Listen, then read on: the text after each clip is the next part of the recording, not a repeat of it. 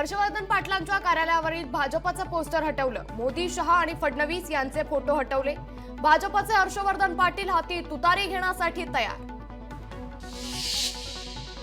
सांगलीतील मिरज विधानसभेवर शिवसेना उद्धव बाळासाहेब ठाकरे पक्षाचा दावा. स्थानिक पदाधिकाऱ्यांचा निवडणूक लढवण्याचा निर्धार. जागा न मिळाल्यास वेगळा निर्णय घेण्याचा इशारा. पंतप्रधान नरेंद्र मोदी उद्या ठाणे दौऱ्यावर. लाडकी बहीण योजनेच्या कार्यक्रमाला उपस्थित राहणार. मुख्यमंत्री शिंदेंकडून कार्यक्रम स्थळाची पाहणी.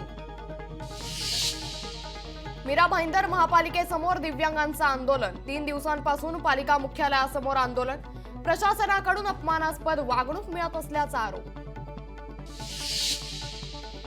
केंद्र सरकार खाद्यतेल उत्पादन वाढीसाठी प्रयत्न करणार. केंद्र सरकारकडून 10,000 कोटी रुपयांची तरतूद.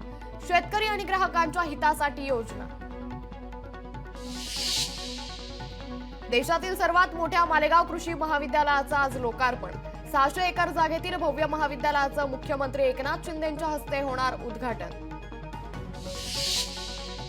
किल्ले रायगडाची युनेस्को पथकाकडून पाहणी. जागतिक वारसा यादीत समावेशासाठी रायगडला नामांकन. शिष्टमंडळाचा स्थानिक प्रतिनिधी गावकऱ्यांशी संवाद.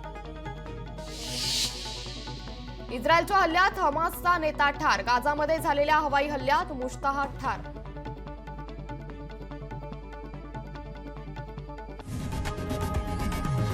लोकशाही मराठी ऐका, पहा, जागरूक रहा.